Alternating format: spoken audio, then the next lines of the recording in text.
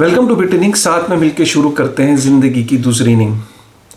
3 जनवरी 2022 है और काफ़ी सारी जगह पे आप की सुन रहे होगे कि हैप्पी बर्थडे बिटकॉइन। तो जब आपने ये ढूंढने की कोशिश की होगी कि क्यों बिटकॉइन को बर्थडे विश किया जा रहा है, तो आपको पता लगा होगा कि 3 जनवरी 2009 को पहली बार जो बिटकॉइन का जो ब्लॉक था, जो पहला ब्लॉक था जिसको हम जेनेसिस ब्लॉक भी कहते हैं, वो जो है वो माइन हुआ था।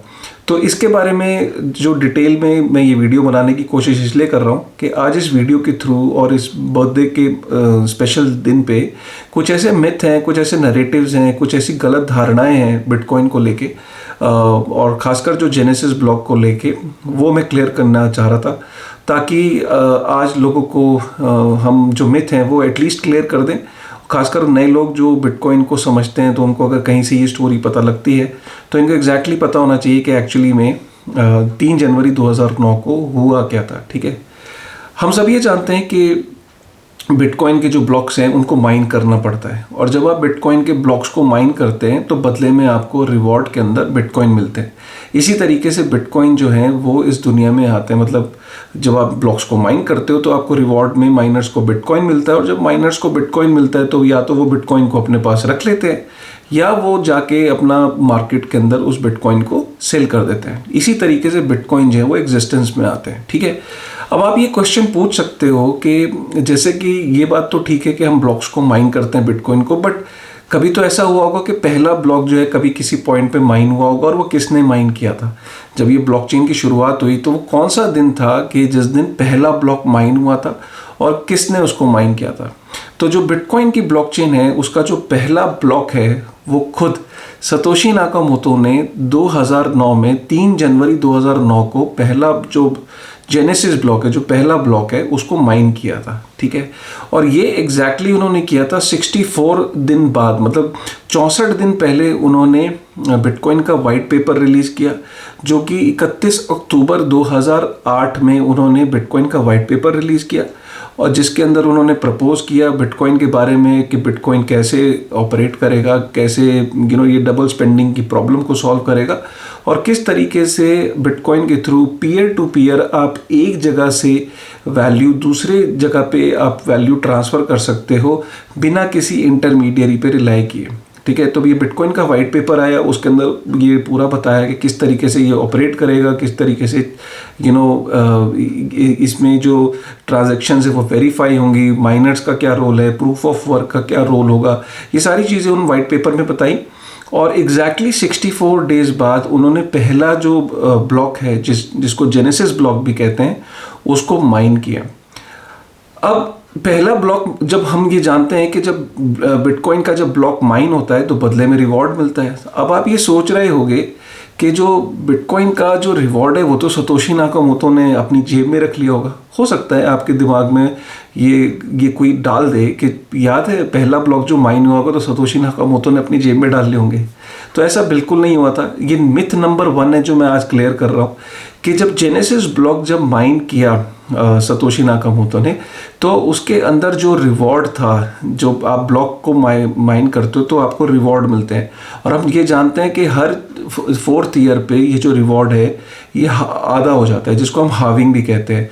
तो जब जेनेसिस ब्लॉक जब माइन हुआ तो उस समय जो रिवॉर्ड जो था वो 50 बिटकॉइन का होता था, राइट।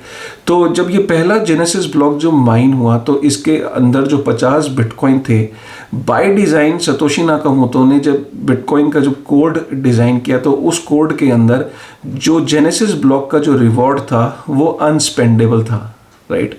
आप उसको स्पेंड नहीं कर सकते थे। तो ये बड़ा इंपॉर्टेंट है। मतलब ये इतने फेयर तरीके से आप सोचो कि सतोशी नाकामोटो ने इस नेटवर्क को डिज़ाइन किया कि जो पहला ब्लॉक माइन करा उस पहले ब्लॉक के माध्यम से जो बिटकॉइन रिवॉर्ड में मिले वो बिटकॉइन जो थे वो अनस्पेंडेबल थे, आप उन्हें स्पेंड नहीं कर सकते हो। ठीक है, दूसरा जो पॉइंट है मैं उसको बताना चाहता हूँ कि जब आप बिटकॉइन जब माइन आप उसको स्पेंड नहीं कर सकते थे रिवॉर्ड को, तो दूसरा इंपॉर्टेंट पॉइंट है जो बहुत लोगों को नहीं पता कि जो 50 बिटकॉइन थे जो उस ब्लॉक को माइन करने पे जो रिवॉर्ड मिला, वो जो बिटकॉइन थे उनको ब्लॉकचेन के अंदर शामिल नहीं किया गया। तो आप ये समझ सकते हैं कि वो जो 50 बिटकॉइन थे जो जेनेसिस ब्लॉक के जो बिटकॉइन जो माइन किए थे, वो 50 बिटकॉइन ब्लॉकचेन में शामिल नहीं हुए। इनफैक्ट जेनेसिस ब्लॉक के बाद से आप ये कह सकते हो कि 21 मिलियन बिटकॉइन जो है वो एग्जिस्टेंस में आए। ठीक है, तो वो 50 बिटकॉइन जो है वो ब्लॉकचेन में शामिल नहीं हुए थे। ठीक है, उसके बाद जो तीसरी सबसे इंपॉर्टेंट चीज़ है कि 3 जनवरी 2009 को जब पहली बार जेनेसिस ब्लॉक जब माइन हुआ, तो 6 दिन तक, मतलब 3 जनवरी से 8 जनवरी 2009 तक जो बिटकॉइन का सॉफ्टवेयर है वो लाइव नहीं था। ये बहुत इंपॉर्टेंट है। तो एक्चुअली में जो बिटकॉइन का सॉफ्टवेयर जो लाइव हुआ वो 8 जनवरी 2009 से हुआ। तो ये बहुत इंपॉर्टेंट पॉइंट है। 6 दिन तक जो बिटकॉइन का सॉफ्टवेयर जो था वो लाइव नहीं था। तो जो 6 दिन बाद, मतलब 8 जनवरी 2009 को वो लाइव हुआ। तो ये बहुत इंपॉर्टेंट है। काफ़ी सारे लोग ये कहते हैं कि जो सतोशी नाकामोटो ने भी तो बिटकॉइन को प्री माइन किया। प्री माइन का मतलब ये कि आप देखते होंगे आईसीयूज के अंदर जब ये नए नए प्रोजेक्ट्स आते हैं तो ये बेसिकली क्या करते हैं, टोकन्स को पहले तो कुछ टोकन्स को अपने पास रख लेते हैं, उसके जो फाउंडर्स होते हैं वो अपने जेबों में भर लेते हैं, वीसीज अपनी जेबों में भर लेते हैं, फिर टोकन को मार्केट में रिलीज करते हैं, फिर उसकी प्राइस जब बढ़ जाती है तो मार्केट में ले जाके डंप कर देते हैं। तो लोग सतोशी नाकामोटो को भी ये ब्लेम करते हैं। वो ये कहते हैं कि जो बिटकॉइन है उसका जो इनिशियल डेज पे कोई माइनर नहीं था, तो सतोशी नाकामोटो ने खुद जो है बिटकॉइन को माइन किया। तो जो माइन करने के बाद जो बिटकॉइन थे वो अपने पास रख लिए। तो उसने भी तो, सतोशी नाकामोटो ने भी तो प्री माइन किया। तो मैं यहाँ उन सब लोगों को एक पॉइंट यहाँ क्लियर कर देना चाहता हूँ कि शुरुआती दिनों में जब बिटकॉइन को कोई नहीं जानता था तो सतोशी नाकामोटो ने खुद उसे माइन किया, राइट। खुद, और माइन कैसे किया, एक फेयर तरीके से। जो कंप्यूटर की पावर थी, जो एक माइन करने के लिए जो लैपटॉप, उस ज़माने में तो लैपटॉप से और डेस्कटॉप से चीज़ें माइन हो जाती थी, तो नॉर्मली जो उनका डेस्कटॉप रहा होगा उस सीपीयू पावर से को दे के उन्होंने बिटकॉइन को माइन किया, बिल्कुल एक फेयर तरीके से, जिस तरीके से बिटकॉइन डिज़ाइन था। तो हम सब जानते हैं कि जैसे जब शुरुआत में जब कोई माइनर्स नहीं थे तो सतोशी नाकामोटो अपने जो कंप्यूटिंग पावर दे रहे थे और बिटकॉइंस को माइन कर रहे थे। और ये स्वाभाविक सी बात है कि उस समय सतोशी, या आप भी सतोशी नाकामोटो की जगह होते तो अगर आप किसी को बिटकॉइन को उस टाइम बता रहे होते जब बिटकॉइन को कोई नहीं जानता, और कहते कि अपनी कंप्यूटिंग पावर दो, अपना जो सीपीयू की पावर दो और बिटकॉइन को माइन करो, तो शायद वो इतनी इजीली कन्विंस नहीं होता या हंसता, मतलब आपके ऊपर। अगर तो सतोशी नाकामोटो ये जानते थे कि शुरुआत में उन्हें अपनी, हो सकता है कि कंप्यूटिंग पावर देनी हो बिटकॉइन को के ब्लॉक्स को माइन करने के लिए। तो कुछ समय तक सतोशी नाकामोटो ने काफ़ी सारे जो ब्लॉक्स हैं उनको खुद माइन किया। इनफैक्ट वो जो सीक्वेंस है जिन ब्लॉक्स को सतोशी नाकामोटो ने माइन किया उनको पतोशीज भी कहते हैं। और जैसे जैसे धीरे धीरे जब बिटकॉइन के जो नेटवर्क के बाद में माइनर्स जुड़ने लगे, जब अपनी कंप्यूटिंग पावर लोग देने लगे, जैसे कि सतोशी नाकामोटो ने 12 जनवरी को ही पहली बिटकॉइन की ट्रांजैक्शन करी थी जिसमें हॉल फिने को उन्होंने बिटकॉइन जो है वो भेजे थे। तो हॉल फिने ने 11 जनवरी 2009 को ये एक ट्वीट के थ्रू कंफर्म किया था कि he is running bitcoin, right. तो 12 जनवरी को सतोशी नाकामोटो ने पहली ट्रांजैक्शन जो है वो हॉल फिने को भेजी थी। तो सतोशी साइफर पंक्स को कन्विंस कर रहे थे और उनको बता रहे थे कि वो बिटकॉइन की माइनिंग में पार्टिसिपेट कर सकते हैं और बिटकॉइन को अर्न कर सकते हैं। यही कारण है कि सतोशी ने जून 2010 में जो है बिल्कुल बिटकॉइन की माइनिंग रोक दी, जब उनको ये लगने लगा कि अब जो बिटकॉइन के अंदर इनफ माइनर्स जो हैं वो जुड़ गए हैं और अब बिटकॉइन जो एक कॉम्पिटिटिव तरीके से एक फेयर तरीके से अब बिटकॉइन की माइनिंग शुरू हो चुकी है। तो उन्होंने जून 2010 से बिटकॉइन की माइनिंग करना बंद कर दी। काफ़ी सारे लोगों का ये क्लेम है और वो कहते हैं कि सतोशी नाकामोटो के पास करीब 1 मिलियन बिटकॉइन है और ये एक तरीके की प्री माइन किया है। तो मैं उन सारे लोगों को ये कहना चाहता हूँ कि सतोशी नाकामोटो ने जितने भी बिटकॉइन माइन किए शुरुआती दिनों में, और अगर लोग कहते भी हैं कि 1 मिलियन बिटकॉइन उनके पास, तो मैं आज उनको ये बोलना चाहता हूँ कि 1 बिलियन बिटकॉइन में से एक सतोशी भी स्पेंड नहीं हुआ है आज तक। और जितने भी वो बिटकॉइंस हैं, 1 मिलियन बिटकॉइंस हैं, वो वैसे की वैसे उन्हीं ब्लॉक्स में जो जिनको हम पतोशीज कहते हैं, जिस सीक्वेंस में सतोशी नाकामोटो ने ब्लॉक्स को माइन किया, वो आज तक उन ब्लॉक्स में से एक भी जो वॉलेट है उनमें से एक भी सतोशी मूव नहीं हुआ है। ये हम सब जानते हैं और कहीं ना कहीं हम सबका मानना है कि वो कभी फ्यूचर में मूव नहीं होंगे।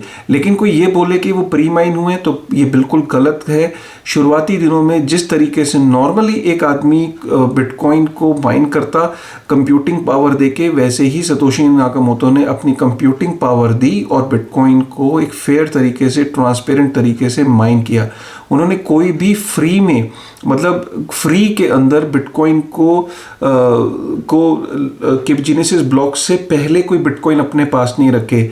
यही कारण है कि जो बिटकॉइन का जो जेनेसिस ब्लॉक था उसके अंदर उन्होंने 3 जनवरी 2009 को एक आर्टिकल आया था लंदन टाइम्स में, जिसका आर्टिकल का जो हेडलाइन थी 3 जनवरी 2009 में, वो थी chancellor on brink of second bail out for banks. तो बेसिकली लंदन टाइम्स का ये आर्टिकल था। उन्होंने इस आर्टिकल की डेट और हेडलाइन को डाला, इंक्लूड करा। और ये कोइंसिडेंस है कि ये आर्टिकल बैंक्स के बेल आउट की बात कर रहा था, लेकिन इस आर्टिकल को डालने का एक और पर्पस ये था कि इससे प्रूव हो जाता है कि जेनेसिस ब्लॉक 3 जनवरी 2009 को ही माइन हुआ है, उससे पहले माइन नहीं हुआ, ताकि लोगों को ये पता लग जाए कि ठीक है, ये एक तरीके का टाइम स्टैम्प था। पता लग गया कि 3 जनवरी 2009 को ही जेनेसिस ब्लॉक माइन हुआ, इससे पहले नहीं हुआ। एक और इंटरेस्टिंग फैक्ट ये है कि काफ़ी सारे लोग ये कहते हैं कि जो सतोशी नाकामोटो ने अपना जो कोड है वो खुद बिटकॉइन को, जेनेसिस ब्लॉक को क्यों माइन किया, वो कोड को पब्लिक कर देते। तो इसमें सबसे इंपॉर्टेंट बात यह कि अगर सतोशी नाकामोटो सिर्फ कोड को पब्लिक कर देते और बिटकॉइन को माइन नहीं करते, तो जिन के पास कोड पहली बार हाथ में लगता, उनको पता लगता, तो वो हर आदमी क्लेम करता कि जो उसका जो ब्लॉक है वो जेनेसिस ब्लॉक है, और बहुत सारे ऐसे जेनेसिस ब्लॉक हो जाते। तो इसीलिए सतोशी नाकामोटो ने ये इंश्योर किया कि सिंगल पॉइंट यूनानिमिटी के लिए और क्लैरिटी के लिए फ्यूचर में, ताकि कोई कंफ्यूजन ना हो, तो उन्होंने जेनेसिस ब्लॉक को इसलिए माइन किया। अगर वो कोड को रिलीज कर देते और ब्लॉक को माइन नहीं करते, तो बहुत सारे लोग ये क्लेम करते कि जो उनका जेनेसिस ब्लॉक है, जो उनका ब्लॉक है, वो ट्रू जेनेसिस ब्लॉक है, और बहुत सारी चेन्स खड़ी हो जाती। तो ये बहुत इंपॉर्टेंट पॉइंट है। आप सोचो किस क्लैरिटी के साथ सतोशी नाकामोटो चले। एक और इंटरेस्टिंग फैक्ट बताता हूँ कि अगर सतोशी नाकामोटो की नीयत खराब होती या उनको बिटकॉइन अक्यूमुलेट करने का कुछ उसके अंदर नियत में होता, तो आप सोचो कि 3 जनवरी 2009 से 31 दिसंबर 2009, हम ये सब जानते हैं कि बिटकॉइन एक मैथमेटिकल फॉर्मूला है, मतलब 10 मिनट बाद जो है वो बिटकॉइन का ब्लॉक आता है। तो उस हिसाब से 2.5 मिलियन बिटकॉइन जो है 31 दिसंबर 2009 तक आने चाहिए थे।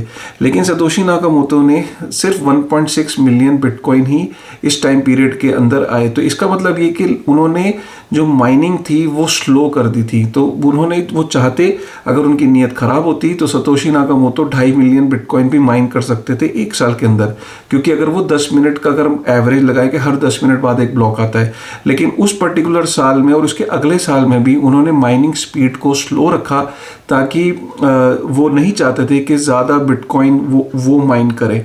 वो एक फेयर तरीके से, एक नॉर्मल एक तरीके से उन्होंने बिटकॉइन को कंप्यूटिंग पावर देके माइन किया और माइनिंग की प्रोसेस को स्लो कर दिया, ताकि वो बिटकॉइन को शुरुआती दिनों में कम माइन करें और अपॉर्चुनिटी दें कि आगे जो है फेयर तरीके से, जो डेमोक्रेटिक तरीके से, जो एक कम्पिटिटिव तरीके से, एक फेयर कंपटीशन जब हो के थ्रू जो है माइनर्स जो है इसे माइन कर पाएँ फ्यूचर में। तो ये बड़ा इंपॉर्टेंट है। और हम सब जानते हैं कि 2011 में बिटकॉइन, सतोशी नाकामोटो वैनिश हो गए, पता ही नहीं कि कहाँ चले गए, बिल्कुल सीन से गायब हो गए। और हम सब जानते हैं कि आज तक जितने भी बिटकॉइन जो सतोशी नाकामोटो के टाइम में, जिनको हम पतोशीज कहते हैं, जो उन्होंने अपनी कंप्यूटिंग पावर देके जो माइन किए, वो आज भी वैसे के वैसे सेव हैं ना। उनमें से एक सतोशी आज तक मूव नहीं किया है और ना ही चांसेस हैं कि वो आगे कभी उसमें से वो मूव होगा। तो ये बड़ा इंपॉर्टेंट पॉइंट है। 3 जनवरी 2009 के जो ये तथ्य हैं, ये मुझे आप तक लेके आने थे। अब मैं उम्मीद करता हूँ कि आपको ये फैक्ट्स पसंद आए होंगे। देखिए, इन फैक्ट्स का आपको पता होना इसलिए ज़रूरी है कि काफ़ी सारे गलत नैरेटिव्स बनते हैं। बोला ये जाता है कि सतोशी नाकामोटो ने बिटकॉइन को प्री माइन किया जैसे और लोगों ने प्री माइन किया, ये बहुत ही गलत एक नैरेटिव है जिसका क्लैरिटी बहुत ज़रूरी है। बिटकॉइन ही अकेली ऐसी एक ऐसा एक कॉन्सेप्ट था जिसको कभी भी प्री माइन नहीं किया, वरना आप क्रिप्टो के अंदर कोई भी ऐसा प्रोजेक्ट उठा लीजिए, यहाँ तक कि आप इथेरियम को भी उठा लीजिए तो इथेरियम को भी प्री माइन किया गया था, इथेरियम का भी आईसीओ हुआ था। आप बाइनेंस का उठा लो, वो भी एक आईसीओ हुआ था। आप सोलाना को उठा लो, आप किसी को भी उठा लो, सबके अंदर कोई ना कोई प्री माइन हुआ था। तो बिटकॉइन एक ट्रू पब्लिक प्रॉपर्टी है। बिटकॉइन को किसी एक पर्टिकुलर एंटिटी ने प्री माइन नहीं किया था। ये जेन्युइनली एक डिजिटल प्रॉपर्टी है, दुनिया में पब्लिक गुड की तरह है। इस पे पूरी दुनिया में जितने भी 7.1 बिलियन लोग जो रहते हैं उन सब का इस पे हक है और सब लोग इसको बाय कर सकते हैं, सेल कर सकते हैं, इसके अंदर ट्रेड कर सकते हैं, जैसे कि वो ऑयल के अंदर, गोल्ड के अंदर करते हैं। तो एक पब्लिक गुड का दर्जा इसे हासिल हुआ। अगर ये प्री माइन करा होता सतोशी नाकामोटो ने तो ये एक सिक्योरिटीज़ के दर्जे में आ जाता है, ये कंपनी बन जाता है एक तरीके का, और इसको काफ़ी सारे रेगुलेटरी हर्डल्स भी फेस करने पड़ते। सतोशी नाकामोटो को कहीं ना कहीं ये आभास हो गया था, इसीलिए सतोशी नाकामोटो ने ये इंश्योर किया कि प्री माइन ना हो, क्योंकि अगर प्री माइन कर देते तो कहीं ना कहीं ये सिक्योरिटी लॉ के अंदर ये आ जाता और कभी भी इसे वो दर्जा नहीं मिल पाता और कभी भी इसे रेगुलेटरी हर्डल्स फेस करने पड़ते। बट आज रेगुलेटरी हर्डल्स भी फेस नहीं करने पड़ते इस वजह से कि ये प्री माइन नहीं हुआ, क्योंकि काफ़ी सारे रेगुलेटर्स को ये लगता है कि कंप्लीटली ट्रूली डिसेंट्रलाइज है और ये ट्रू एक पब्लिक गुड की कैटेगरी में आता है, जिसकी वजह से बिटकॉइन का जो आगे रेगुलेटरी जो चीज़ें हैं वो आसान होती जा रही हैं। उम्मीद करता हूँ कि आपको ये अपडेट ये जो आपको डिटेल्स हैं ये पसंद आई होगी। अगर पसंद आई तो प्लीज़ कमेंट करिएगा। ऐसे डिटेल वीडियो आगे भी आप तक आपके पास मैं लेके आता रहूँगा। With this thought, thank you very much. और प्लीज़ अगर चैनल को अभी सब्सक्राइब नहीं किया है तो सब्सक्राइब कर लीजिए, लाइक करेगा और कमेंट ज़रूर करेगा। थैंक यू और बने रहें ट्रेनिंग के साथ। Thank you.